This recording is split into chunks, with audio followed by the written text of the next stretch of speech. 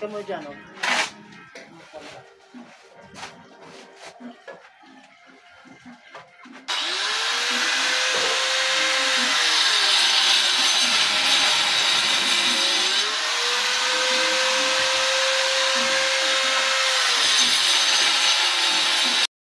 Good morning! Ayan, welcome to our channel. For today's vlog, ayan, mag-construction muna tayo ngayong araw na to dahil meron kaming ginagawang extension dito sa aming likuran.